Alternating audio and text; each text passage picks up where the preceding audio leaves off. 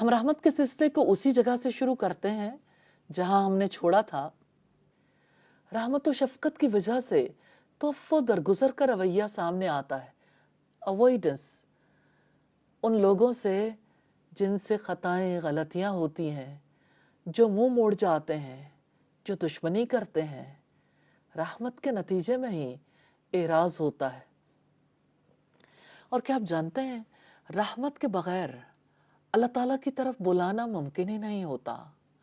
یہ رحمت ہے جس کی وجہ سے تعلیم کا اہتمام ہوتا ہے، یہ رحمت ہے جس کی وجہ سے اللہ تعالیٰ کا پیغام پہنچانے کا جذبہ زور پکڑ جاتا ہے، پھر انسان اس کے لیے کتنے ہی راستے اختیار کرتے ہیں۔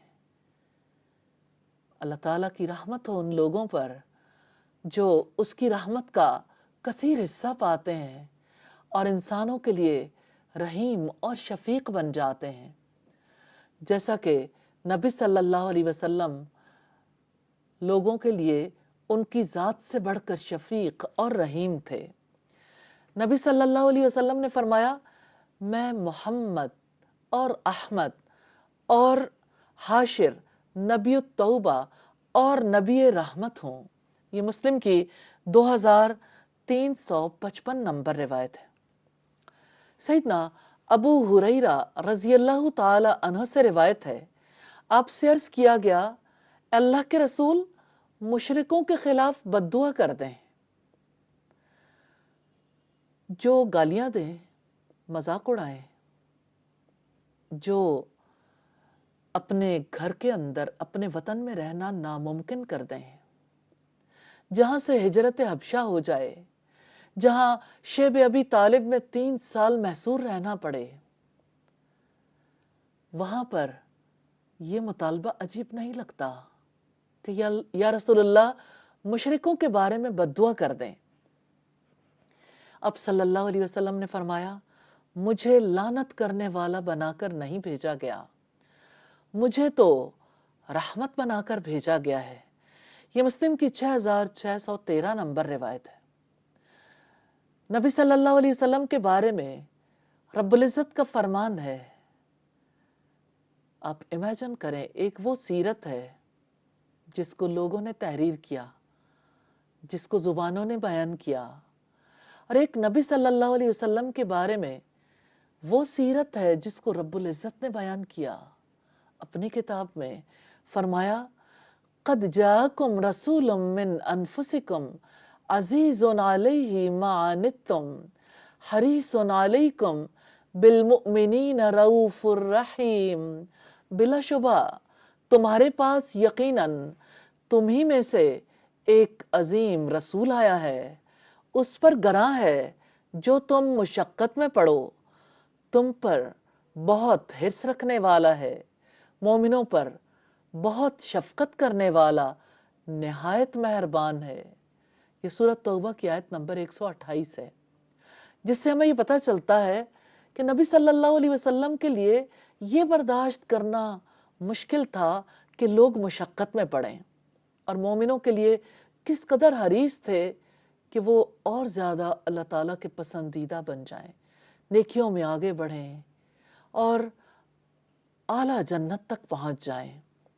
نبی صلی اللہ علیہ وسلم کی رحمت کے چند مظاہر ہمارے لیے بہت زیادہ مددگار ہو سکتے ہیں۔ رحمت کا رنگ پریکٹیکلی نبی صلی اللہ علیہ وسلم کے اندر دیکھنے سے رحمت اپنانے کا راستہ استوار ہو جائے گا۔ بدر کے واقعات کے حوالے سے ایک خاص واقعہ ہے، جب حملہ آور مکہ میں قید کر لیے گئے، اللہ کے رسول کو رات کو نیند نہیں آتی تھی۔ جنگ ختم ہو گئی، مسلمانوں نے 70 افراد کو قید کر لیا، اب قیدی رسول اللہ کے پاس ہیں، اور آپ صلی اللہ علیہ وسلم کروٹیں بدلتے ہیں اور سو نہیں پا رہے۔ کرب ہے، اضطراب ہے۔ ایک انصاری نے عرض کی، کیا رسول اللہ کو کوئی تکلیف ہے؟ فرمایا، نہیں، مگر عباس کے کرانے کی آواز میرے کانوں میں آ رہی تھی۔ نبی صلی اللہ علیہ وسلم کے چچا، اس لیے مجھے چین نہیں پڑتا تھا۔ انصاری چپکے سے اٹھا اور جا کر عباس کی مشکیں کھول دیں. انہیں آرام مل گیا تو وہ فوراً سو گئے. انصاری پھر حاضر خدمت ہوا. رسول اللہ نے پوچھا اب عباس کی آواز کیوں نہیں آ رہی؟ انصاری بولا میں نے ان کے بندھن کھول دیے ہیں. آپ نے فرمایا جاؤ سب قیدیوں کے ساتھ یہی برتاؤ کرو. یعنی صرف میرے چچا کو ہی تکلیف نہیں، وہ ہماری طرح کے انسان ہیں لیکن سمجھتے نہیں ہیں. ان کو تکلیف سے نجات دے دو. نبی صلی اللہ علیہ وسلم کو اطلاع دی گئی سب قیدی آرام سے ہیں. تب نبی صلی اللہ علیہ وسلم کا اضطراب دور ہو گیا اور اب صلی اللہ علیہ وسلم نے پھر سکون کی نیند لی. تو سوچئے یہ وہ قیدی تھے جنہوں نے 13 برس تک متواتر اہل ایمان کو ستایا تھا. کسی کو آگ پر لٹایا، کسی کو خون میں نہلایا تھا، کسی کو بھاری پتھروں کے نیچے لٹایا، کسی کو سخت اذیتوں کے بعد خاک و خون میں نہلایا تھا، اور پھر ان پر یہ نرمی، یہ رحمت، یہ حسن سلوک. عباس رضی اللہ تعالیٰ عنہ نبی صلی اللہ علیہ وسلم کے چچا تھے اور وہ بادل نخاستہ بدر کی جنگ میں آئے تھے. نبی صلی اللہ علیہ وسلم کے عدل اور انصاف نے دوسرے قیدیوں سے امتیازی سلوک کرنا برداشت نہیں کیا. اس لیے اگر سیدنا عباس کے بندھن کھولے گئے تو باقی قیدیوں کے بھی بندھن کھول دیے گئے. نبی صلی اللہ علیہ وسلم کے اندر طبعی طور پر رحمت تھی. آپ کی رحمت و رافت کا، آپ کی شفقت کا یہ عالم تھا کہ جب تک تمام قیدیوں کے آرام کی خبر نہ سن لی آپ سکون سے سو نہیں سکے.